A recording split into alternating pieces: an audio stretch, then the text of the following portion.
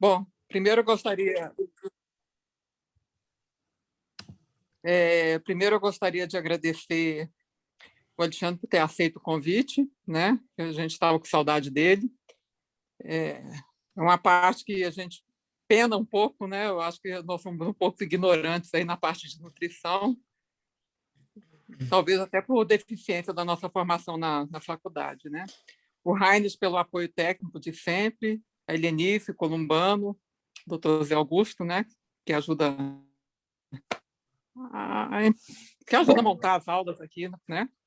E a gente vai. O Alexandre já é conhecido de todos nós, né? Um nutrólogo, uma excelente formação, e ele vai falar sobre o suporte nutricional na doença inflamatória. Muito obrigada, Alexandre. Com você. Obrigado, Adélia. Obrigado a todo mundo pela lembrança. Eu vou só me recordar aqui como é que eu faço para compartilhar. Peraí, share. Pronto. Pronto.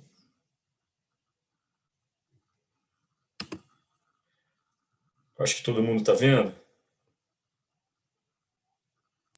Tá certo, tá vendo? Tá certo? Beleza, vou começar. Então, como é que a terapia nutricional pode ajudar o paciente com doença inflamatória intestinal? Essa é uma das perguntas, né? Então, primeiro ponto, a alimentação, ao mesmo tempo que ela é um fator de risco, ela também pode ser um fator de proteção. A gente consegue, pela terapia nutricional, pela abordagem nutricional, identificar a desnutrição, recuperar a desnutrição e trabalhar na manutenção do estado nutricional.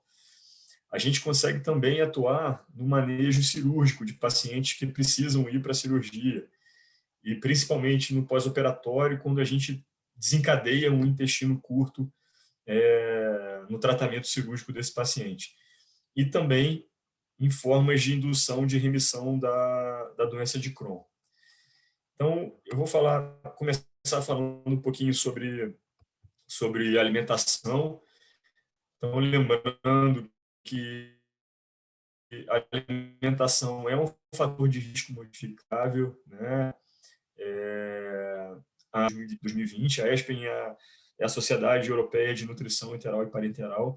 Ela traz um reforço de que a amamentação, o aleitamento materno é uma medida de proteção para a ocorrência de doença inflamatória intestinal nas crianças e, enfim, nos adultos.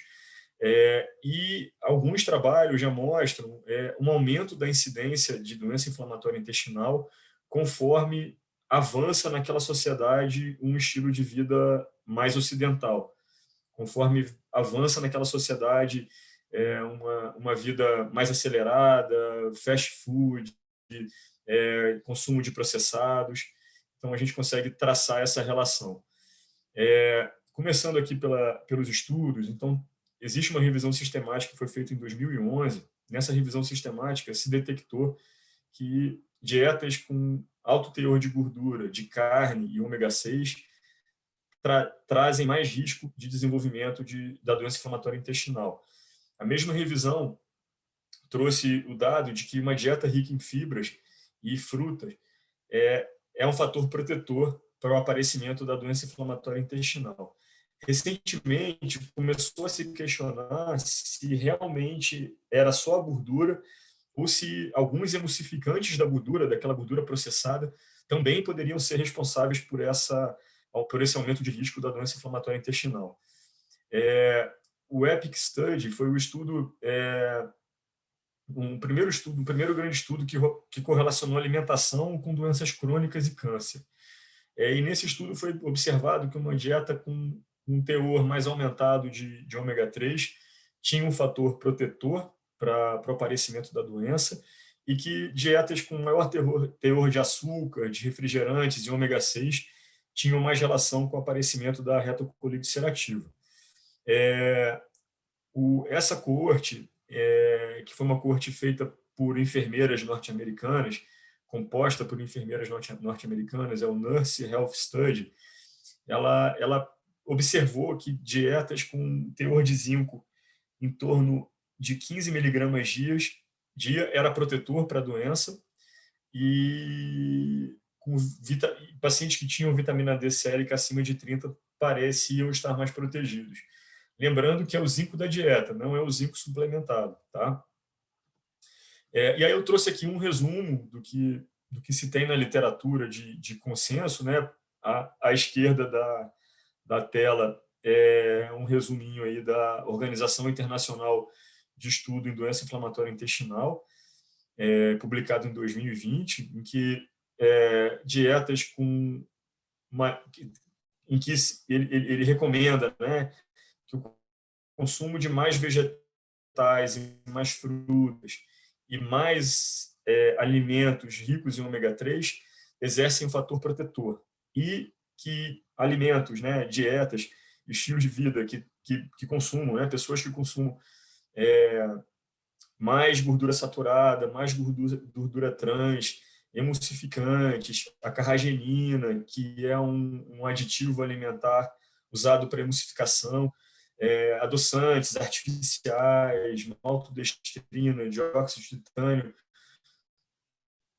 E aí, no lado da retocolite, carne vermelha, carne processada, tudo isso está mais associado ao aparecimento da doença inflamatória intestinal. Então, dietas menos processadas, com menos aditivos, menos carne vermelha, menos processado.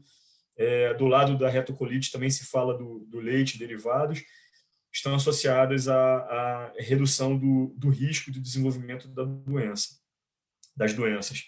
E aqui do lado direito da tela, eu trouxe um resuminho também do que foi publicado pela Sociedade Europeia de Nutrição e Parenteral sobre doença inflamatória intestinal em 2020, em que eles recomendam que uma dieta rica em frutas, vegetais, ômega 3 e baixa em ômega 6 está associada a uma redução do risco de desenvolvimento de retocolite e doença de Crohn. Eles recomendam esse tipo de alimentação como forma de prevenção. Falando agora da desnutrição na doença inflamatória intestinal, tá? Então, uma definição bem antiga da OMS é de que a desnutrição se caracteriza pela deficiência, pelo excesso ou desequilíbrio na ingesta de energia ou nutrientes de uma pessoa.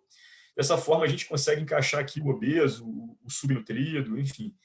A gente acaba focando muito mais no subnutrido porque a gente acaba estabelecendo como sinônimo, né, desnutrição e subnutrição. Mas, ao pé da letra, a desnutrição também engloba a obesidade.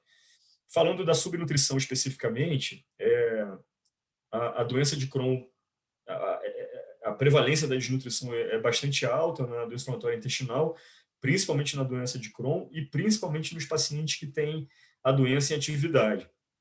Ela é menos frequente na retocolite, comete cerca de 6%, e acaba sendo semelhante para os pacientes em atividade de doença e fora de atividade de doença.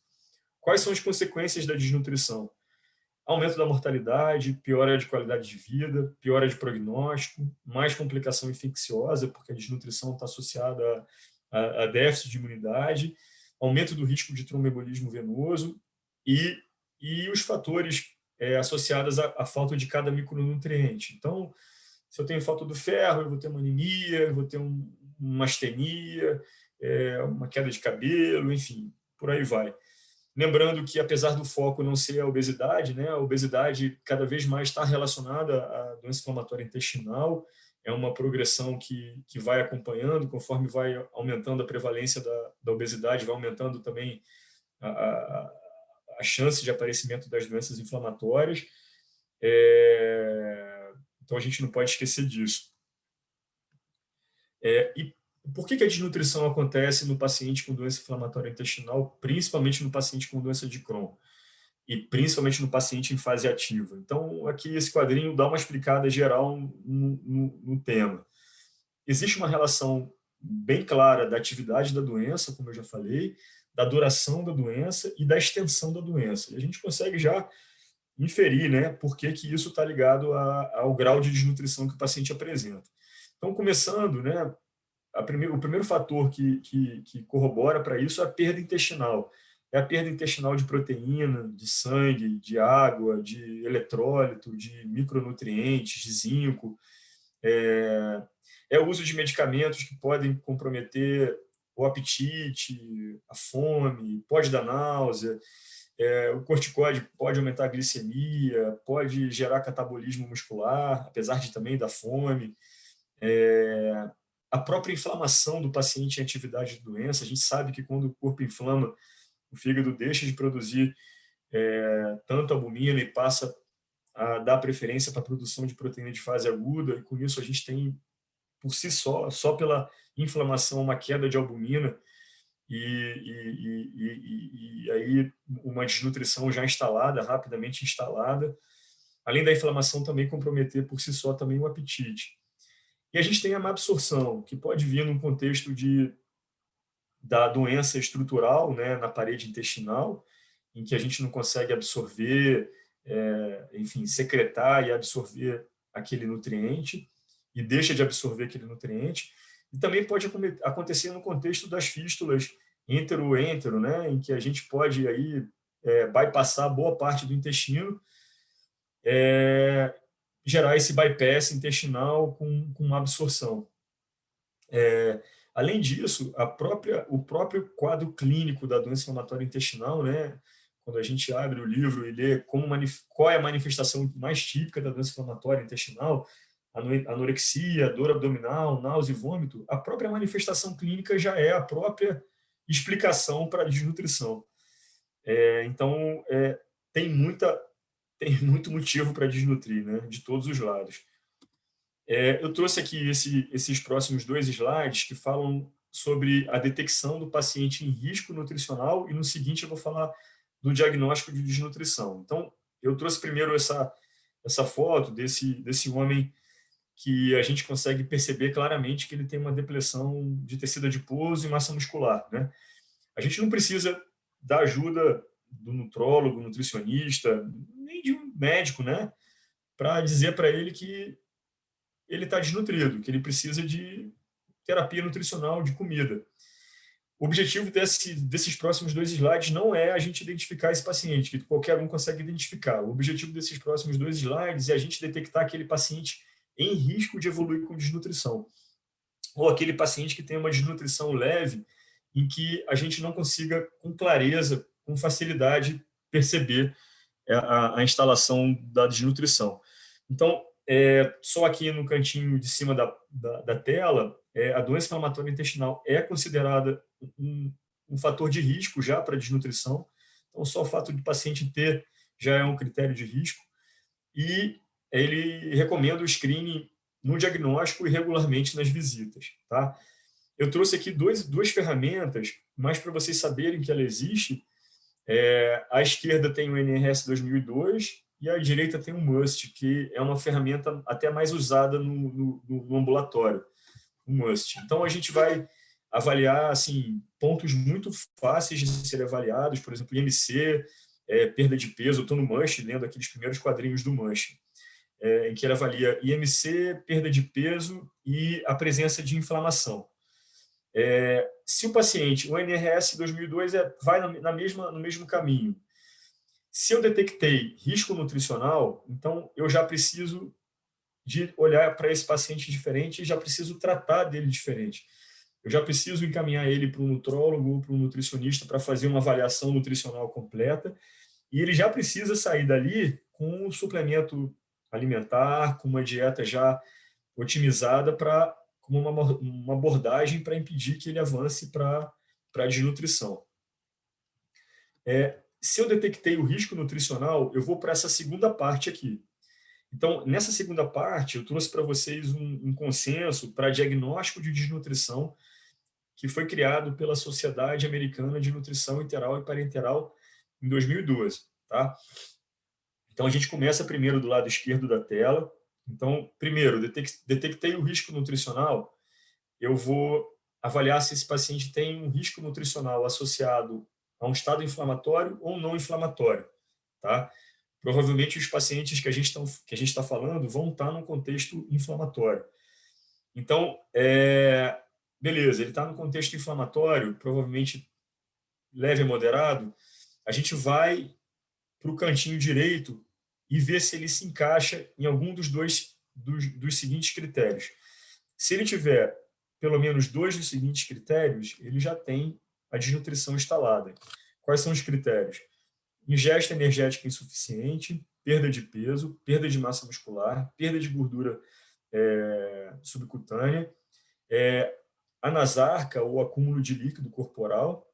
E lembrando que o que ele até lembra, né, que ele coloca aqui, o peso corporal pode não ter sido afetado se o paciente tem albumina caindo, acumula mais água e acaba mantendo o peso e acaba mantendo a aparência, né? Uma aparência de não estar desnutrido, mas ele está preenchido de água, na verdade.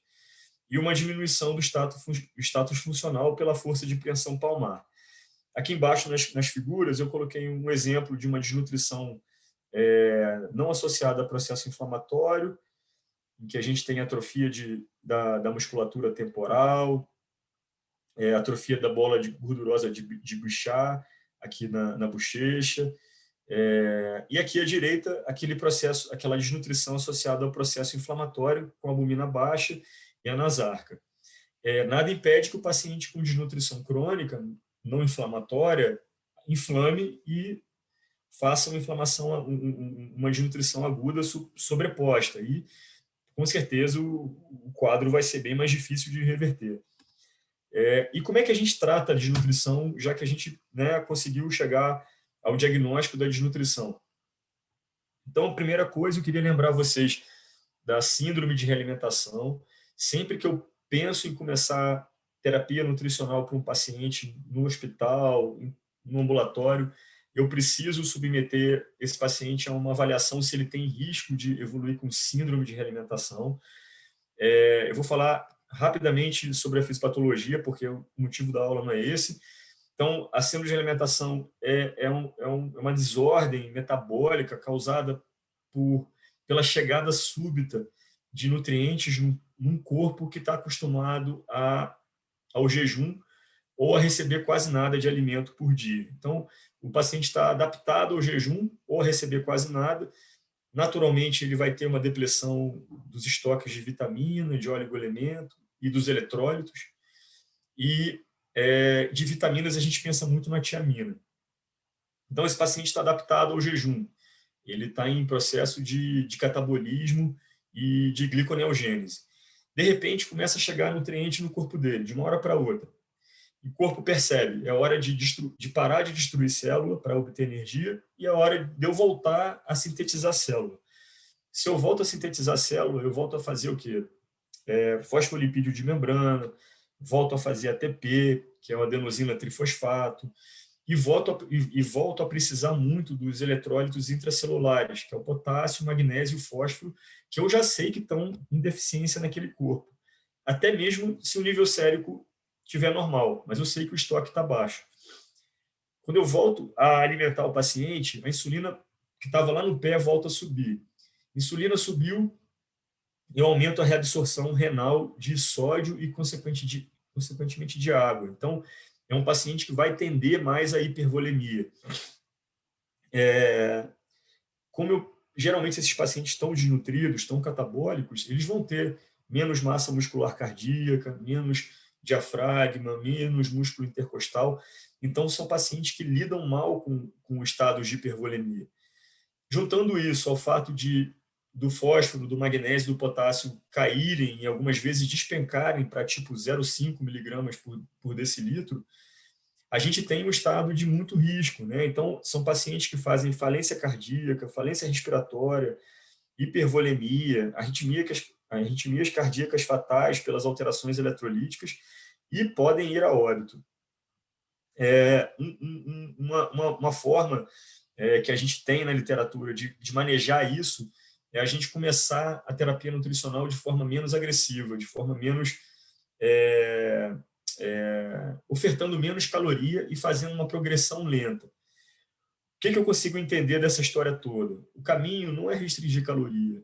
O caminho é eu dosar os eletrólitos de forma regular, né? Então, se o paciente está internado, eu posso dosar os eletrólitos 2 vezes ao dia, repor eles de forma proativa, né? Não pedir o eletrólito hoje para colher amanhã e checar o resultado no dia seguinte. Desse jeito, a gente vai levar 20 dias para evoluir a terapia nutricional do paciente. Quando eu tenho proatividade, quando eu reponho a tiamina dele desde o primeiro dia, o polivitamínico, quando eu vejo o peso corporal todo dia, vejo se ele não está hipervolêmico e consigo monitorizar de forma efetiva e repor os eletrólitos quando necessário, eu consigo alimentar esse paciente sem perder tempo. Então, a ideia não é nem tratar a subnutrição com agressividade e gerar a síndrome de realimentação, e nem piorar a subnutrição com uma abordagem muito cautelosa e acabar gerando a underfeeding síndrome. Então, já avaliei o paciente, vamos dizer que... uma coisa que na última aula que eu dei, quando eu estava me preparando para a aula, me veio isso na cabeça, é o seguinte: talvez os pacientes com doença inflamatória intestinal tenham o seu risco maior de realimentar quando eles ficam bem, né? Quando eles melhoram a atividade de doença, que é quando a gente costuma relaxar, né? Então, enquanto o paciente está comendo pouco ou quase nada, ou quase tudo que ele come ele perde por má absorção, aquele paciente está protegido. Quando ele melhora a atividade da doença, que todo mundo fica feliz, inclusive ele, e aí ele volta a ter fome, ele volta a querer comer, ele volta a não ter, ele passa a não ter diarreia, então tudo que ele come ele absorve. Talvez naquele momento, naqueles primeiros 3 a 5 dias, sejam os dias mais arriscados para ocorrer a síndrome de alimentação. Então, se o paciente estiver em casa, vamos fazer uma dosagem de eletrólitos aí umas 2 vezes, vamos colocar uma vitamina, vamos colocar uma tiamina já desde o início, mas pensar nisso é muito importante. E como é que a gente faz a terapia nutricional na desnutrição em termos de caloria e proteína? A gente costuma fazer em torno de 25 a 30 quilocalorias por quilo por dia para manutenção, e para recuperação de desnutrição, 30 a 35 quilocalorias por quilo por dia. Em casos específicos, a gente pode lançar a mão da calorimetria indireta, que é um aparelho em que a gente faz um teste respiratório parecido com o que a Adélia faz, só que a gente mede o oxigênio consumido e o gás carbônico produzido, coloca numa fórmula e consegue ter uma ideia do gasto energético do paciente. É muito interessante, mas é muito pouco acessível no dia a dia. Mas é muito interessante quando aquele paciente não consegue ganhar peso, por exemplo, com 35 quilocalorias por quilo por dia. Pode ser que ele precise de mais, e pode ser que ele precise de muito mais, né? Em relação à proteína, a oferta proteica, ela fica em torno de 1,2 a 1,5 gramas de proteína por quilo por dia, na fase ativa de doença, e na fase de remissão, 1 grama por quilo por dia. Em casos de fístulas, quando a fístula é de baixo débito, a gente oferta aí em torno de 20 a 30 quilocalorias por quilo por dia, de 1 a 1,5 grama de proteína por quilo por dia. Fístula de alto débito, 25 a 35, com bem mais de proteína, de 1,5 até 2,5. Lembrar da oferta de zinco, vitamina C, cobre e selênio, lembrar de uma oferta a mais desses micronutrientes, e lembrar do equilíbrio do eletrolítico, que é super importante para os pacientes com fístula, principalmente de alto débito. Então, lembrar que as soluções isotônicas são mais bem toleradas do que a água, então trocar pelo menos 1/4 da água diária por uma solução isotônica, controlar o débito e repor mais água ou mais isotônico se o débito aumentar, e controle dos eletrólitos séricos. Em relação à via de alimentação, então, a primeira opção é sempre a via oral, para qualquer caso, para qualquer paciente. Ela é mais barata, ela é fisiológica, ela traz prazer, ela é menos propensa a complicações, então a via oral é a primeira. A gente pode associar a suplementação oral à via oral, tá? Em geral, quando o paciente chega para a gente, ele já tem uma ingestão menor do que 60% da via oral. Isso já traduz para a gente que provavelmente esse paciente vai para a sonda, vai para a dieta, para a terapia nutricional enteral. Geralmente, nesses pacientes que estão comendo, por exemplo, 40%, 30%, a gente com suplementação oral não vai conseguir atingir o que ele precisa. Então, a gente vai para a terapia nutricional enteral, seja por sonda, seja por GTT, por jejum. A gente vai para essa terapia quando a oral é contraindicada ou quando a gente não consegue tudo que a gente precisa pela via oral. E ela pode ser total, se a via oral não estiver sendo utilizada, ou suplementar. E se por acaso aquele paciente, por exemplo, ele precisa de 1.500 calorias por dia. Quando a gente chega a 1.000, ele fica bem. Quando a gente vai para 1.100, 1.200, ele distende, vomita, tem dor, tem diarreia. A gente pode precisar lançar mão da nutrição parenteral. E aí, nesse caso que eu falei, ela pode ser suplementar, né? Quando ela suplementa enteral e oral. E a gente pode fazer, e está super correto, dependendo do caso, né? A gente fazer os 3 modalidades. O paciente ele pode receber dieta por via oral, dieta por sonda e terapia nutricional parenteral. E a gente pode precisar fazer só a terapia nutricional parenteral pura, né? Que é a total. Geralmente, isso acontece quando a gente tem algum caso de falência intestinal, né? Quando a gente tem falência intestinal, a gente precisa ir para a parenteral total mesmo. Muito comumente utilizado também no pré e pós-operatório, né? Muito utilizado nos pacientes que evoluem com intestino curto. A gente sabe que na fase aguda do intestino curto, que é uma complicação cirúrgica que pode acontecer nos pacientes com doença de Crohn, a gente precisa da nutrição parenteral até a gente ter o débito da ostomia estabilizado, né? Então, a gente vai manter a nutrição parenteral exclusiva até a gente perceber e constatar que aquele débito já não está desencadeando o desequilíbrio hidroeletrolítico. Então, a partir do momento que ele cai para baixo de 1.000, que o paciente já não desidrata tanto, que ele já não está fazendo alteração eletrolítica, eu posso começar uma terapia nutricional enteral contínua, de preferência, para aquele paciente com intestino curto. E à medida que eu for conseguindo progredir a terapia nutricional enteral dele, eu vou desmamando a parenteral. Lembrar que esses pacientes vão precisar de inibidor de bomba de próton em dose dobrada na fase aguda, naqueles primeiros 6 meses, que são os primeiros 6 meses em que existe hipersecreção gástrica, e a hipersecreção gástrica ela pode tanto aumentar débito de fístula, né, de ostomia, como também inativar a função das enzimas pancreáticas, por exemplo. Então, eu preciso dobrar inibidor de bomba de próton nos primeiros 6 meses. Eu vou precisar lançar a mão da racecadotrila, do carbonato de cálcio, do Imosec, às vezes do elixir paregórico, frequentemente das enzimas pancreáticas para tentar acelerar a digestão, porque a gente sabe que o trânsito é mais rápido, então eu preciso também, de alguma forma, tornar essa digestão mais rápida para aumentar a chance dos nutrientes serem absorvidos e, quem sabe, conseguir tirar essa parenteral. Existe uma chance desses pacientes irem para a parenteral a longo prazo e precisarem da terapia nutricional parenteral domiciliar. Se discute hoje e se avalia o uso do IGF-1.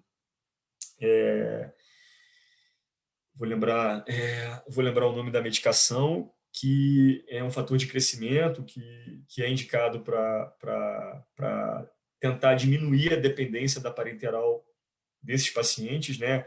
Se a gente consegue tirar 2 dias da semana de nutrição parenteral, já é um grande alívio.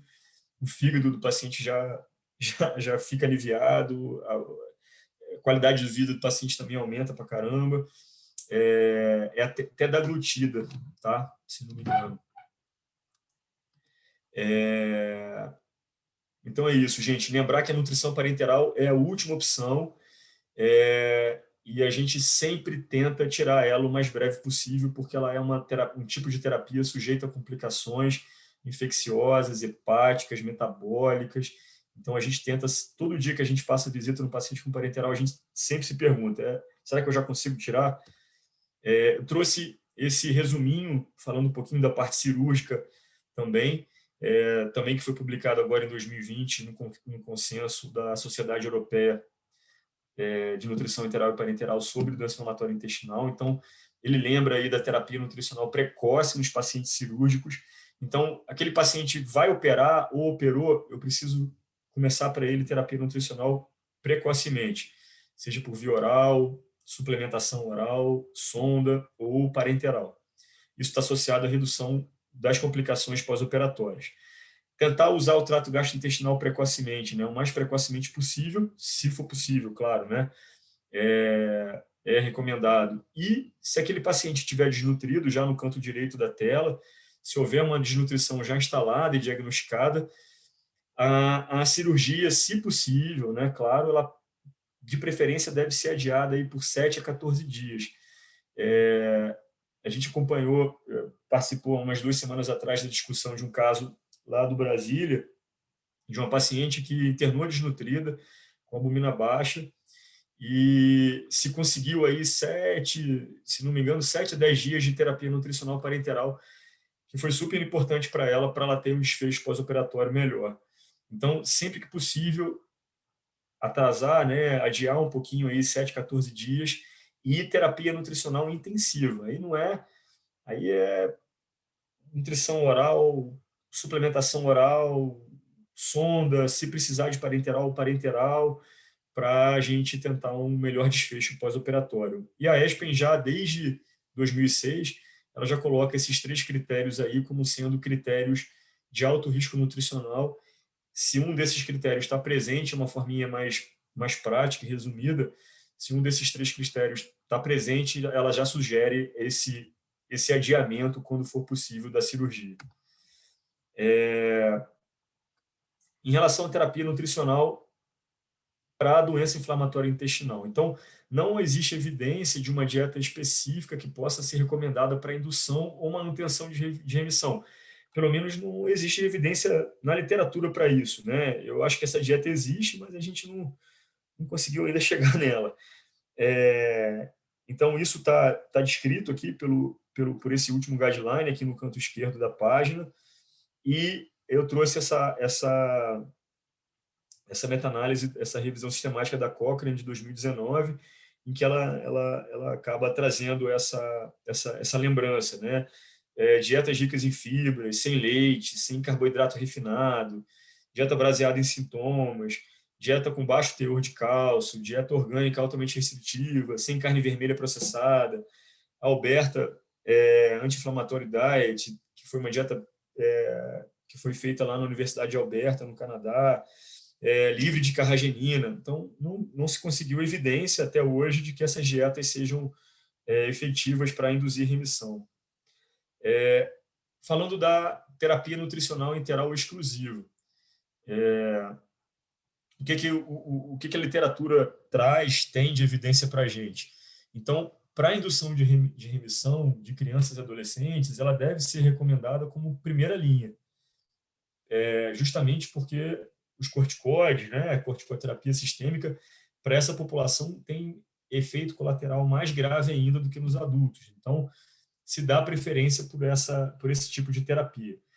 Mas, aqui, circundado em vermelho, o que o próprio guideline europeu fala, é que os adultos, a evidência para os esteroides, né, nos adultos é maior do que a da terapia nutricional exclusiva, mas naqueles adultos em que se espera um efeito colateral mais grave do corticoide, ou que tem uma contraindicação ao uso de corticoide, naqueles adultos que têm mais doença ileal, que têm doença com menos tempo de evolução, né, mais recentemente diagnosticada, e adultos mais jovens, seriam populações mais propensas a responder à terapia nutricional interal exclusiva.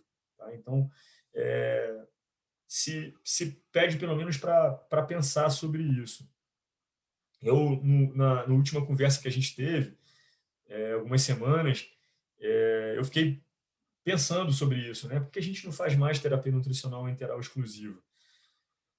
Porque a gente não, primeira coisa, a gente sabe que esses pacientes com doença inflamatória intestinal, não é à toa que eles têm a doença inflamatória intestinal, né?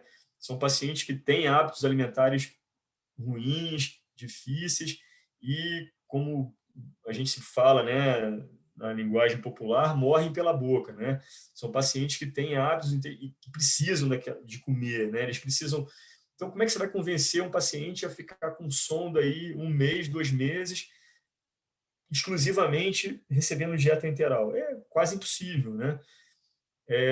Então, o que eu fiquei ponderando, que a gente ponderou na última reunião, foi que talvez um caminho do meio seja passar a lembrar mais dessa terapia, né? Oferecer essa terapia para alguns adultos, né? Eu acredito que existam alguns adultos que estejam mais assustados ou mais comprometidos, que eles talvez topassem até passar uma sonda e ficar umas 2 semanas com a terapia.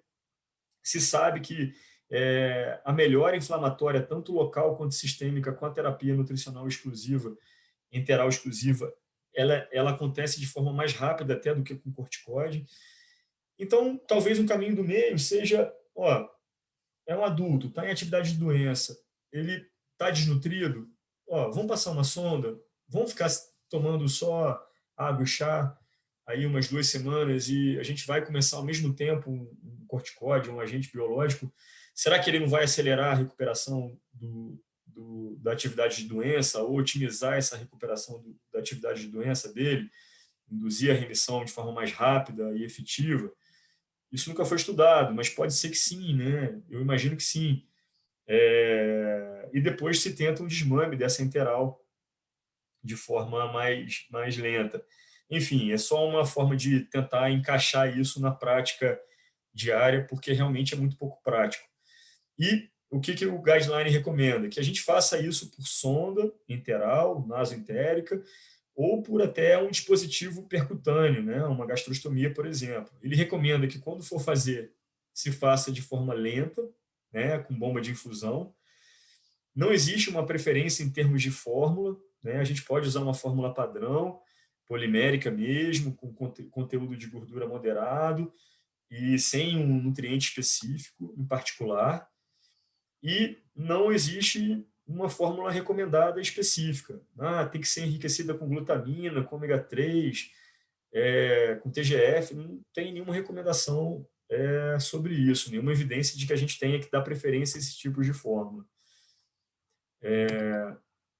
Aí aqui eu trouxe um estudo feito por chineses, se não me engano, foram 59 pacientes no decorrer de... Ele foi feito no decorrer de 10 meses. Os pacientes tinham estenose inflamatória vista por ressonância. Aqui à esquerda a gente consegue ver aqui na setinha, na figura A, como a luz intestinal estava diminuída. E esses pacientes foram submetidos a uma dieta enteral exclusiva, só que nesse caso foi uma dieta elementar. E se observou uma melhora clínica e radiológica desses pacientes. A espessura da parede intestinal reduziu 30%, e como consequência, não me peçam para explicar isso do ponto de vista matemático, mas houve um aumento da área interna da luz intestinal de 300%. Tá? A gente consegue ver aqui na figura B como que a luz intestinal desse paciente em questão melhorou somente com a terapia nutricional enteral exclusiva. No caso de obstrução, né, de uma estenose, mas era uma estenose inflamatória, né, não era fibrótica. Aqui uma revisão também da Cochrane de 2019, comparando, né, o corticoide sistêmico com a terapia nutricional enteral exclusiva para induzir remissão. Então, essa meta-análise conseguiu agrupar 8 trials, 223 pacientes, e o que a gente tem de informação? Quando a gente comparou uma população geral, sem dividir em crianças e adultos, não houve... o corticoide, a princípio, teve mais eficácia, mas não houve uma diferença estatística, né, entre o corticoide e a dieta enteral exclusiva. Quando a gente divide em categorias, né, por idade, e a gente avalia só as crianças, aí a dieta enteral exclusiva já ganha força em relação ao corticoide, ela já tende a induzir mais remissão, mas também de forma não significativa, acaba não sendo significativo. E quando a gente analisa só os adultos, aí sim, os adultos parecem realmente ter mais indução de remissão com corticoide do que com a dieta enteral exclusiva, e realmente de forma significativa. Então, resumindo, né, considerando os efeitos colaterais graves da corticoterapia sistêmica, os efeitos locais positivos da terapia nutricional interal exclusiva, na cicatrização e na inflamação. Em poucas horas já se consegue perceber uma melhora inflamatória local e uma queda de mediador inflamatório sistêmico.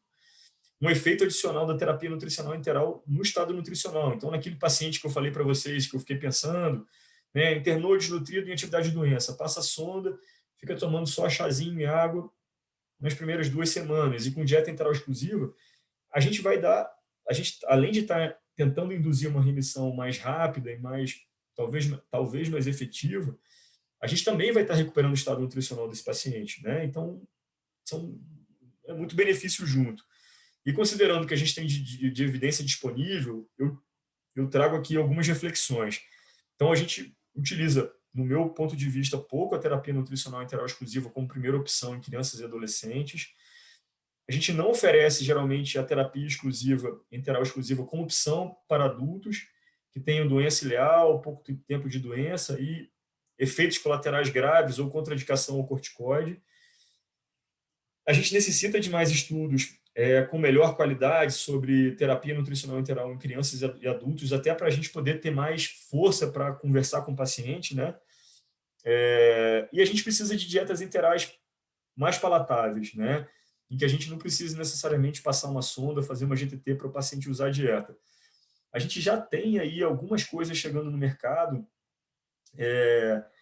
Teve um paciente que eu fiz a terapia nutricional, a gente fez a terapia nutricional interal exclusiva, e ele acabou fazendo aí, eu não lembro se foram 3 semanas de terapia exclusiva por sonda, e acabou recebendo alta sem sonda e tomando 1 litro, ele tomava 2 litros de uma dieta integral, só que ela tinha sabor de baunilha. Então ele passava o dia tomando a dieta sabor baunilha pela boca. Ficou aí algumas semanas fazendo isso. Mas a gente precisa de mais opção, mais sabor, enfim, a gente precisa ter mais opção para isso. Agora, falando da cúrcuma, ou açafrão da terra, que é um fator que interfere aí na produção de TNF-alfa e óxido nítrico, é um nutriente, enfim, até onde eu conheço, desprovido de efeitos adversos, intolerâncias. Então, aqui no canto esquerdo da página, eu trago um trabalho de 2006, tá? Um estudo feito multicêntrico, em pacientes que já tinham a indução feita, estavam precisando só manter a remissão. E eles receberam a mesalamina ou a sulfasalazina, mais a cúrcuma, 1 grama 2 vezes ao dia de cúrcuma. Tá? E eles receberam isso por 6 meses. O placebo não recebeu a cúrcuma e recebeu a sulfasalazina ou a mesalamina. Houve uma redução significativa da recidiva, né, da atividade. Com 6 meses, essa redução foi bem significativa. E, parando o tratamento com 6 meses, no final de 1 ano, aí, essa chance de manutenção de remissão já tinha caído e já era não significativa. No trabalho do canto direito, no estudo do canto direito, já é um estudo para indução de remissão, em combinação com a mesalamina, para pacientes com doença, com retocolite ulcerativa moderada leve, que já estavam em uso da mesalamina. Foi feito por 4 semanas e se percebeu, né, o N, se não me engano, foram 50 pacientes, e se conseguiu uma redução significativa, né, uma remissão endoscópica e clínica significativa no final de 4 semanas no grupo que usou o açafrão da terra, a cúrcuma. Nesse segundo estudo, eles usaram a dose de 3 gramas por dia, que é o equivalente a uma colherzinha aí de chá por dia. Eu trouxe só um slide falando desse tema, porque eu acredito que a gente cada vez mais vai ser questionado aí no consultório sobre isso. Então, só para falar um pouquinho aí por que desse tema.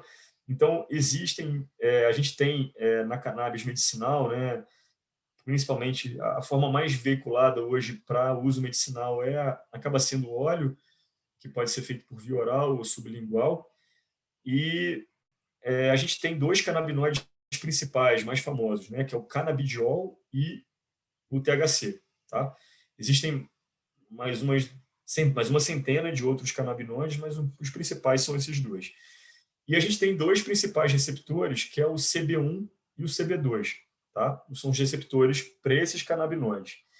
E esses receptores eles estão presentes no cérebro e no intestino, no tronco cerebral, no córtex, enfim, e no intestino.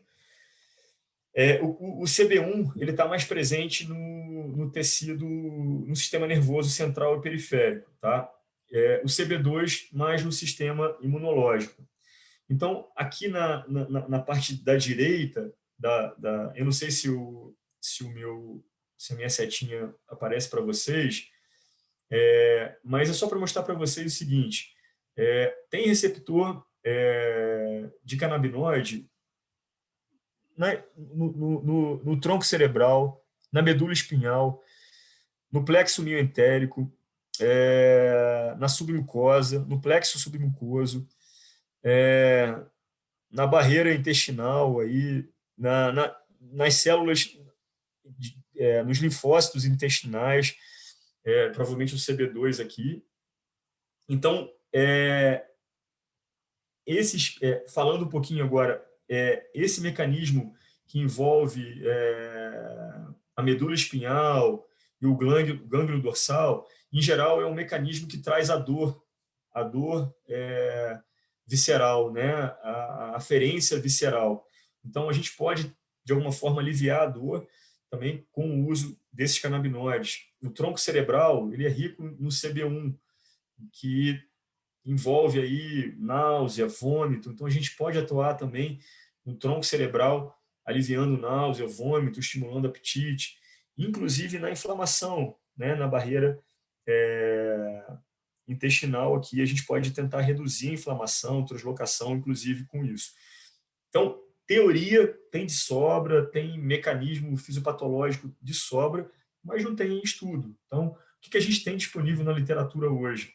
A gente tem basicamente 3 estudos que foram estudos randomizados, totalizando aí 93 pacientes quando a gente junta os 3 estudos, e uma metodologia muito heterogênea. Então, tem estudo que foi feito com 2 cigarros de maconha por dia, que é uma forma de administração de cannabis medicinal que não se aceita hoje em dia, né? A gente não vai falar para o paciente, fuma 2 cigarros de maconha, porque a gente está fazendo mal para ele. Então, aí o outro estudo usou o óleo de cannabis, o outro já usou o óleo com CBD exclusivo, o outro já usou o óleo com THC. Então, o que falta hoje é literatura, é estudo para a gente poder embasar a nossa recomendação. Mas eu considero uma área promissora para a doença inflamatória intestinal, tanto no que diz respeito ao controle de sintomas, a tentar oferecer mais apetite, menos náusea, menos vômito, menos dor, como em relação à própria até atividade de doença, inflamação intestinal. Em relação aos probióticos, essas recomendações também são desse último consenso do europeu, tá? Da Sociedade Europeia de 2020. Então, em relação à remissão no canto esquerdo, não se recomenda o uso de probiótico para manter remissão da doença de Crohn. Para os pacientes com retocolite ulcerativa, devem ser considerados os probióticos. Para as pouchites, né, que tiveram um tratamento antibiótico sem sucesso, se recomenda, os pacientes devem ser tratados com probiótico, o VSL3, e se a gente também está autorizado, né, a usar o VSL3 para prevenção primária e secundária da pouchite. Em pacientes que a gente vai usar o probiótico para indução de remissão, não existe consenso na doença de Crohn. E na retocolite ulcerativa, o Lactobacillus reuteri e o VSL3 pode ser considerado para a indução de remissão da retocolite ulcerativa leve e moderada.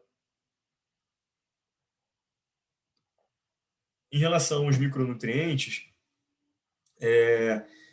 Também a recomendação do guideline que o estoque corporal deva ser checado no diagnóstico, né, e regularmente, e devem ser repostos, claro, né, quando detectadas as deficiências. Começando pelo ferro, né, a deficiência de ferro está presente em 35% a 90% dos pacientes adultos com doença inflamatória intestinal e 30% a 88% das crianças. E a gente deve repor o ferro até ter os níveis de ferritina, os estoques de ferro normalizados e a hemoglobina também normalizada. Nem tudo que dá anemia é ferro, a gente vai ver daqui a pouco sobre isso, mas em relação às formas de administração, né, de suplementação, de reposição. O que se recomenda é que naqueles pacientes que não têm história de intolerância prévia, que têm uma hemoglobina maior do que 10 e que não tem doença ativa, a gente possa fazer isso realmente de forma oral, né? Agora, naquele paciente que já teve história de intolerância prévia, que tem uma hemoglobina menor do que 10, que tem doença em atividade e que está usando também eritropoetina, por exemplo, aí a gente deve fazer e priorizar a reposição parenteral do ferro. Em relação a B12 e ao folato, tá? Começando pela B12, 22% dos pacientes com doença de Crohn têm deficiência de B12, está associado tanto à doença do ilho quanto à ressecção ileal, acima de 20 centímetros. Pode ocorrer também na retocolite ulcerativa e anastomose anal com bolsa ileal.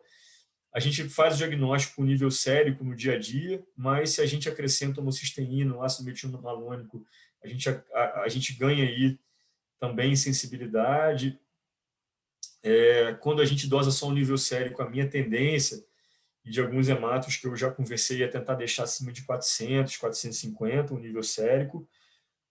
A primeira linha de tratamento, né, mais conhecida e mais bem estabelecida é por via parenteral, mas a gente sabe que quando o paciente tem o ilho e a gente faz por via oral dose maior, a gente consegue absorção. Então, não tem muito estudo, na verdade eu só achei um estudo para paciente com doença inflamatória intestinal em relação à reposição oral, foi um estudo canadense feito com 36 pacientes e foi retrospectivo. 33 desses pacientes receberam 1,2 miligramas por dia de B12 e 3 deles recebeu 2,4 miligramas por dia de B12. Lembrando que desses 3, um tinha intestino curto. E todos tiveram sucesso em normalizar a B12 sérica. Tá? Em relação ao B12, ao folato, ao B9, no passado era muito mais frequente a deficiência, hoje está muito menos frequente, já chegou a 80% de incidência de deficiência, geralmente associada à retocolite ulcerativa, e aí geralmente na fase ativa e nos pacientes que estavam usando a sulfasalazina e o metotrexate. A sulfasalazina, a sulfa da sulfasalazina impede a absorção do ácido fólico, lembrando que a mesalamina não compromete isso, não compromete essa absorção. O metotrexate é um inibidor do ácido fólico, então, por si só, ele já vai gerar um estoque corporal menor, e eu uso 1 miligrama por dia nos pacientes que têm deficiência diagnosticada e nos pacientes que estão em uso aí de sulfasalazina ou metotrexate. Quando eu uso no metotrexate, no paciente que usa metotrexate, eu consigo menos toxicidade do metotrexate, então menos efeitos adversos do trato gastrointestinal, menos alterações hepáticas e menos úlceras orais quando eu uso o ácido fólico. Lembrando que a azatioprina não tem interferência no ácido fólico, mas ela pode dar macrocitose por si só, como efeito da medicação, mas sem interferir aí na absorção do ácido fólico. Outros micronutrientes que eu queria trazer para vocês é o cobre, tá? Que tem a sua absorção na parte mais proximal do trato gastrointestinal, estômago, duodeno. A deficiência está associada a diarreias crônicas, fístulas, ostomias de alto débito, é causa de anemia hipocrômica e microcítica e pode ser confundida com ferropriva, principalmente quando a gente faz a medicina pública, em que a gente não consegue dosar o cobre, né? A gente pode ir para o falta de ferro e realmente deixar de lado, deixar passar uma falta de deficiência de cobre que tem consequências muito importantes e graves. Eu já peguei um paciente no pós-op de bariátrica com falta de cobre que tinha uma mielopatia, ele ficou tetraparético. Então, a gente pode ter um caso, a gente tem um quadro clínico que lembra a falta de B12, como ataxia, neuropatia periférica e alteração cognitiva. Lembrar que o cobre compete com ferro e com zinco, então, se eu for repor 2 desses elementos ou 3, eu tenho que colocar essas reposições em horários diferentes do dia. Causa também enfraquecimento de cabelos e osteoporose. O zinco, ele tem, a gente percebe deficiência em 65% dos pacientes com doença de Crohn, mas lembrar que o nível sérico é afetado por estados de inflamação e hipoglicemia, e a concentração zinco-eritrocítico está mais associada a estoque corporal em estados inflamatórios. Então, devo dar preferência à dosagem do zinco eritrocítico, apesar de eu nunca ter feito esse pedido na minha vida, mas eu acho que vale tentar. Os mecanismos são por má absorção e perda de zinco pelo epitélio intestinal. Então, se o paciente interno chega para a gente, né, com uma diarreia, a gente melhora, induz uma remissão de doença e ele não melhora da diarreia, a gente precisa pensar realmente na falta de zinco, porque ela perpetua a diarreia. A absorção geralmente é duodeno e jejum, e o quadro clínico é diarreia, alteração de olfato, paladar, apetite, imunidade e também cicatrização. A reposição é até 100 mg por dia de zinco quelato, não faço mais porque eu acabo interferindo de forma mais grave aí com a absorção do cobre e do ferro, que são também nutrientes importantes nesses pacientes. Então, eu fico ali com 75. Quando eu prescrevo 100, o farmacêutico da farmácia de manipulação já fica preocupado, me liga, mas até 100 a gente tem aí alguma segurança. E outros micronutrientes importantes, né, são o cálcio. O cálcio tem um balanço muito negativo, né, nesses pacientes e de causa multifatorial. Em geral, a gente acaba reduzindo a oferta de leite derivados ou suspendendo a oferta de leite derivados desse paciente, ou se a gente não fez isso, o próprio paciente às vezes já chega com os leites derivados cortados, e aí a gente realmente acaba comprometendo a chegada de cálcio, a não ser que a gente faça um leite vegetal enriquecido com cálcio, mas em geral o paciente não lembra disso. Então, a dieta já predispõe a deficiência. A deficiência da vitamina D, que também já é uma marca aí nesses pacientes. A má absorção de gordura, né? A gordura não absorvida se junta com cálcio e quela esse cálcio, não deixando ele ser absorvido. E a corticoterapia utilizada no tratamento reduz a reabsorção renal de cálcio e reduz a absorção intestinal de cálcio. Então, o panorama é todo para que falte cálcio nesses pacientes. E a gente sabe que ele já tem uma propensão a menor densidade mineral óssea, até mesmo pela própria corticoterapia, o efeito da própria corticoterapia. Em relação ao oxalato, então a gente tenta ficar, em relação ao cálcio, em torno de 1.200 miligramas de cálcio elementar por dia. A gente pode tentar fazer isso na forma, né, orientação dietética, uso de leites vegetais enriquecidos com cálcio, comprimidos de cálcio. Pode utilizar, inclusive, carbonato de cálcio para ajudar aí no manejo da diarreia. Otimizar a oferta de vitamina D, que por si só também já aumenta a biodisponibilidade do cálcio. E é isso. Em relação ao oxalato, a gente deve se preocupar em casos de má absorção de gordura em pacientes que têm o cólon presente, porque a gordura mal absorvida ela vai se ligar ao cálcio, o cálcio deixa de se ligar ao oxalato, deixa o oxalato livre para ser absorvido no cólon. A própria presença de sal biliar no cólon já gera uma alteração de permeabilidade dos colonócitos, facilitando o aumento da absorção do oxalato. Então, o aumento da gordura dietética, se for um paciente com uma absorção de gordura com cólon, vai gerar um aumento da oxalúria e um risco renal para esse paciente. Então, o tratamento acaba sendo redução da oferta de gordura da dieta, aumento da oferta de cálcio na dieta e uma restrição do oxalato da dieta, tentando reduzir o risco renal desses pacientes. E algumas vezes se indica o uso da colesteramina. Era isso que eu tinha para falar para vocês. Obrigado pela atenção e estou aberto aí às conversas, dúvidas, críticas. Espera aí, deixa eu só parar de... Vocês conseguem me ouvir? É melhor parar de compartilhar. Estamos ouvindo, Alexandre. Tá. Deu uma verdadeira parabéns, uma verdadeira aula de nutrologia em vários aspectos, né? Não só na doença inflamatória. Eu tenho uma pergunta, vou dar o nome aos bois. O Modulem. A gente usa Modulem? Adélia, eu não uso na minha prática do consultório. Com toda sinceridade, eu fui lembrar do Modulem na outra reunião que a gente fez, que eu nem lembrava. E eu estudei, assim... a gente acaba sendo assediado, né, por algumas empresas de terapia nutricional, Nestlé, inclusive. Assediado, que eu digo, é receber visita, né, não é nada demais. Receber visita e tal. Eu modulei e tal, Alexandre, isso na época do base. É que eu ia te perguntar, porque na secretaria a gente tem, né?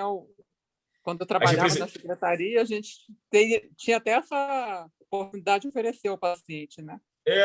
Assim, as representantes vinham me falar e eu falava para elas o seguinte: olha, elas eram nutricionistas, eu falava, olha, a hora que você me apresentar um estudo que me fale que o Modulem tem o poder de manter remissão, induzir remissão, que o TGF-beta tem isso comprovado, aí eu vou começar a fazer força, mas enquanto isso, não. E elas nunca voltaram com nada. E todas as vezes que eu fui pesquisar, para essa aula que eu fiz agora, eu não pesquisei Modulem, com toda sinceridade. Mas até um ano atrás, 2 anos atrás, quando eu fui atrás de literatura para isso, cara, os estudos que avaliaram o Modulem foram 2 ou 3. Foram estudos com N mínimo, uma qualidade metodológica horrível, e eu, assim, não consigo entender como uma empresa como a Nestlé, por exemplo, riquíssima, cheia de capacidade, não consegue fazer um estudo com N grande, se realmente ela confia na capacidade do suplemento dela de induzir remissão. Então, assim, na minha opinião, não existe evidência para a gente recomendar o Modulem especificamente para isso, sabe? E eu falo isso, sabe por quê? Porque, na minha opinião, existem suplementos outros que são, às vezes, até mais calóricos, mais proteicos, e a gente, às vezes, deixa de usar porque a gente está com o Modulem na cabeça, sabe? Outra coisa, a cúrcuma tem horário para você usar? Adélia, nesses estudos eu não ouvi falar em horário, eu uso de manhã, quando eu acordo. Eu uso de manhã, assim, faço um shotzinho de limão, cúrcuma e tomo. Mas... Fala, Columbano. Muito obrigado, Alexandre, pela excelente aula. Que coisa boa. Quando eu vejo um cara sério falando de coisa séria, eu fico muito satisfeito. Obrigado. Queria fazer um comentário básico aos mais jovens para compreender a própria fisiopatologia da doença, porque doença inflamatória intestinal tem que ser vista dentro de um contexto epigenético, né? A gente sempre fala disso. O contexto epigenético mostra que a doença não surge porque o doente tem um genoma para ter doença de Crohn. Ela surge porque existem fatores que são gatilhos inflamatórios que estão presentes no alimento, na modulação desse alimento, na absorção de alimentos mal processados pela microbiota e o contexto vivencial, que é o paradigma. Esses são os paradigmas, são os sinais que vão expressar a doença. Então, você vai para um congresso do GDIB, que 90% da temática é falando de terapia biológica, que é um tratamento que está à frente do processo inflamatório, e ninguém discute os fatores de gatilho para curar o doente. Isso eu fico impressionado, e entra O último congresso de DIPA, eu fiz um cálculo, deu 90%, 80% de terapia biológica, 10% de microbiota e de alimentação, acho que uns 0,5%. É uma coisa assim absurda. Por quê? Porque não dá dinheiro, certamente, porque não sustenta o congresso. Então, tem uma série de coisas que eu estou ficando velho, sem paciência para poder falar disso toda a vida. Então, os colegas ficam muito mais preocupados em estudar a terapia biológica, em vez de tratar o doente com correção alimentar desde o início da doença. Os doentes graves com intestino curto são doentes tardios, perdemos tempo para esses doentes. Então, o diagnóstico tem que ser no início. Então, quando se fala em intestino irritável, é o suprassumo dessa história. Porque intestino irritável não existe, a gente sabe. Em vez de você corrigir o processamento alimentar do doente, a qualidade de vida do doente, você diz que ele tem intestino irritável e fica dando analgésico para o doente. É por isso que eu sou contra essa história do intestino irritável, porque dá a impressão que é possível você ter doença inflamatória e com doença funcional, com dor crônica funcional que não tem. Então, muito obrigado por você estar aqui. A gente, aqui em Brasília, agradecer a Adélia e o Zé Augusto, todo o grupo que organiza isso, por compreender a importância disso dentro desse contexto todo que nós estamos falando. Isso é muito importante, todos nós temos que corrigir a alimentação, entender um pouco de nutrologia, estudar a fisiologia básica da digestão, o uso do CREON, como do sato pancreático, para poder acelerar a digestão, para melhorar a absorção, para melhorar a comunicação neuroendócrina do intestino, cérebro intestinal, tem todo esse contexto. Muito obrigado por tudo. Você podia fazer algum comentário sobre a parte epigenética nesse contexto que nós estamos falando? Obrigado. Mano, eu compartilho da sua opinião, do seu comentário. Não só no consultório, mas eu fazia ambulatório de desnutrição, de terapia nutricional no base, no período que eu fiquei lá, e era universal, né? O paciente chegava para poder renovar o Mondulem dele, né? E a gente perguntava: "E tá comendo o quê?" "Não, ontem eu comi o cachorro quente com Coca-Cola à noite e comi um pedaço de pizza na hora do almoço." E tá tomando o biológico mais moderno, mais caro e com uma série de possíveis efeitos colaterais. E aí eu falava pro camarada, olha, você está fazendo a pior coisa da sua vida, porque você está se expondo a um risco enorme, você tem que continuar tomando remédio, não é para parar de jeito nenhum, mas você está se expondo a um risco e está jogando a chance de resposta lá para baixo, porque você não parou de comer o que causou a sua doença. Então, foi o que eu falei, assim, esses pacientes realmente morrem pela boca, né? Assim, realmente o prazer, a coisa da comida é algo muito importante para eles. E quando o paciente vai no consultório e eu lembrei agora de um paciente que foi no consultório e ele tomava, sei lá, 2 litros de Coca-Cola por dia, e mesmo caminho, cachorro quente todo dia, não sei o quê. Ele não voltou mais. Ele foi uma vez e não voltou nunca mais. Porque eu não falei o que ele queria ouvir, né? Eu incomodei ele, foi ruim. Então, assim, se a gente consegue cercar essa abordagem e, por exemplo, o nutricionista dá o aperto, o nutrólogo dá o aperto e o gastro também não deixa de dar o aperto dele, né? Ó, tem que tomar um remédio, mas não pode consumir o que... E, assim, eu não poder consumir o que ninguém pode consumir, né? Porque se eu começar a tomar Coca-Cola todo dia, comer cachorro-quente sempre, eu vou daqui a pouco também começar provavelmente com um quadro parecido. Então, eu acho que talvez uma forma aí seja só do gastro também na consulta dar aquele apertinho, reforçar para o paciente realmente entender que não é brincadeira. E quando a gente fala uma coisa, em geral tem risada, o paciente acha que está brincando, eu falo, mas não tem nada de brincadeira, é tudo muito sério, né? Então, eu concordo, eu acho que a alimentação tem um fator aí super importante para deflagrar e desencadear a doença.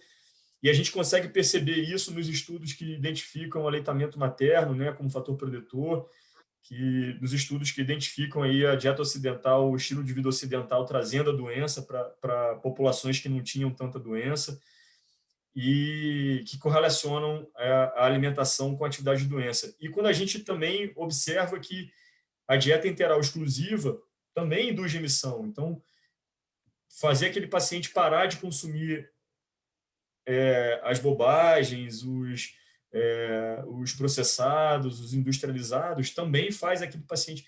Então, a gente consegue perceber isso tanto quando a gente analisa os fatores de risco e quando a gente vê estudos que utilizaram dieta interal exclusiva dando resultado. Então, aí não sobra dúvida, né? De que realmente a alimentação tem um fator aí super importante. Alguma pergunta? Mais alguém quer? Boa noite, gente. Eu quero, Oi, tudo bem? Parabéns, viu, Alexandre? Eu adoro assistir as aulas, você sabe que eu sou fã da parte de nutrição, né? Eu já falei isso com você. Me diz uma coisa, eu queria tirar uma dúvida. Quando você fala para o paciente tomar cúrcuma, tem mais de um tipo, não tem? Ele compra o pó, porque é diferente do açafrão, não é? O açafrão não é uma composição, porque tem mais de um tipo, não tem? Então, Zuleika, o açafrão da terra é igual a cúrcuma. A cúrcuma é igual ao açafrão da terra. Pelo menos eu entendo como sinônimo, sabe? Eu tento comprar... Então, assim, já existem medicações, né, industrializadas que vêm prontas hoje em dia, que eu esqueci o nome agora, mas eu posso ver para vocês. Eu nunca prescrevi a medicação. Em geral, eu peço para tomar uma colherzinha de sobremesa uma vez ao dia, ou dividir meia colher 2 vezes ao dia.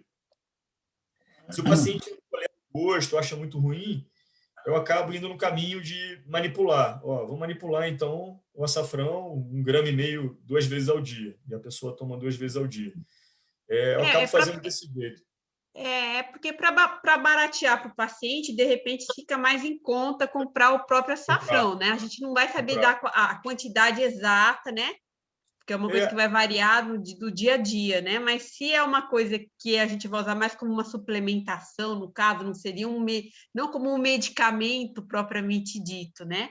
Sim. Eu acho que até ele pode usar como um tempero, alguma coisa. Eu não acredito que também seja uma opção, ou não?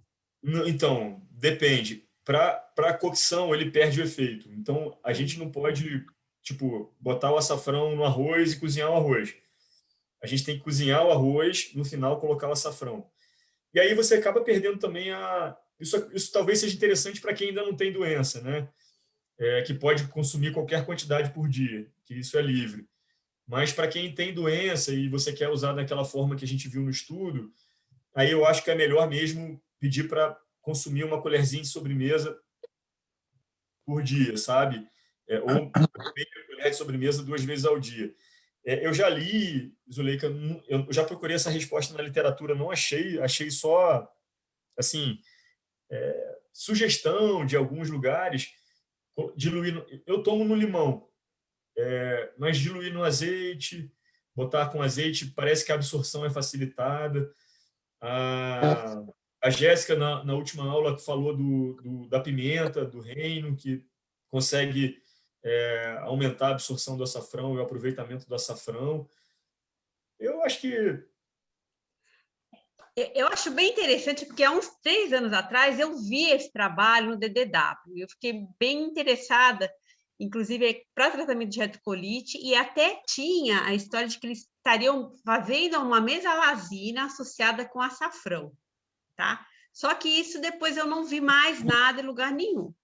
Então, eu achei bastante interessante, porque eu vi, inclusive, reumatologistas em palestras do GEDIB mesmo, falando da importância da cúrcuma, inclusive para controle de doenças articulares, tá? Que realmente a ação anti-inflamatória dela era muito importante. Então, assim, eu realmente achei bastante interessante, né? Que é uma medida que, se a gente puder usar assim, né? Esse que é o problema, a gente saber a quantidade que vai ser a dose terapêutica, né? É uma medida interessante, né? Barata, né? Fácil de conseguir. Como um coadjuvante também no tratamento, né? 3 gramas. Deixa eu fazer um comentário sobre açafrão aqui, interessante. Só para lembrar aos colegas, o açafrão verdadeiro ele é um pistilo de uma flor lá da, da Europa, né? Do Mediterrâneo ali. É mais caro do que ouro, o grama de açafrão do pistilo que é plantado nas serras lá de calcário da Grécia, aquela região lá. Esse é o açafrão que você compra a preço de ouro, tem aqui, o pessoal que cozinha sabe disso. Agora você tem o açafrão da terra, que é essa cúrcuma. Tá? Eu tive uma paciente que chegou toda amarela, que ela não sabia o que ela estava fazendo, e ela estava muito mais, com a pele toda amarela, mais que aquelas do caroteno da abóbora, né? E eu falei que impressionante, está com hepatite, doutor. Não, ela não tinha esclerótica amarela, a pele estava amarela. Ela tomava 5, 6 xícaras de chá da cúrcuma e meia assim, colher de sobremesa no chá, ela tomava aquilo, porque era um anti-inflamatório que ela estava tomando. Então, é só para a gente tomar cuidado com os volumes.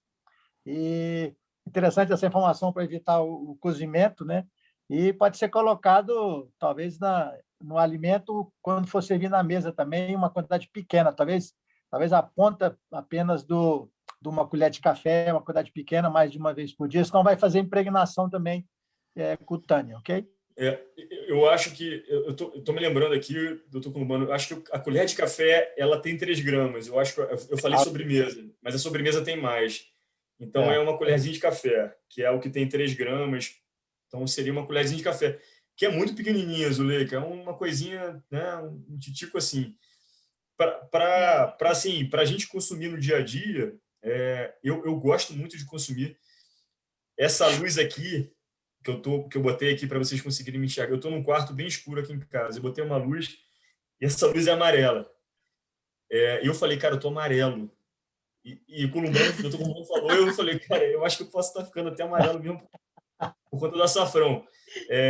Porque além de tomar todo dia de manhã, eu adoro abacate. E aqui em casa tá com um pé de abacate cheio. Então, eu como abacate todo dia. E só para dar uma dica para vocês, se a gente faz uma torradinha, passa o abacate em cima, joga açafrão e sal, eu acho que na outra aula eu falei isso, fica muito gostoso. Se vocês quiserem testar, né, provar, fica muito bom. Gente, a discussão está muito boa. O André levantou a mão. Vamos para a última pergunta, porque o tempo já foi. Senão a gente vai abrir um restaurante daqui a pouco aqui. Obrigada, André, boa noite. Obrigado. Eu prometo ser rapidinho, Alexandre. Tudo bem? Parabéns pela aula. Eu queria uma perguntinha rápida. Uma questão que eu queria saber de ti. Na reintrodução alimentar, nos quadros inflamatórios agudos, o paciente foi para a cirurgia, você acha que é mais importante a gente se guiar pela questão clínica do paciente ou deve dar mais importância a marcadores inflamatórios? Em relação à cirurgia, André, pós-operatório, de quadros agudos. Então, o paciente teve um quadro agudo, precisou operar, e aí eu preciso reiniciar a dieta dele oral, e como é que eu me guio para reiniciar, cara? É isso? Se você acha mais, assim, basta a avaliação clínica ou tem que dar mais importância a marcadores inflamatórios? Cara, acaba sendo um conjunto, né? A gente acaba juntando tudo, né, cara? A avaliação fica mais completa e tem menos risco de errar se a gente avalia a clínica, né? E marcador inflamatório, enfim, hemograma, PCR, VHS, às vezes procalcito para pensar em infecção. Mas eu diria que é uma reunião dos dados, né? E não dá para a gente tirar a clínica, né? E só avaliar laboratório.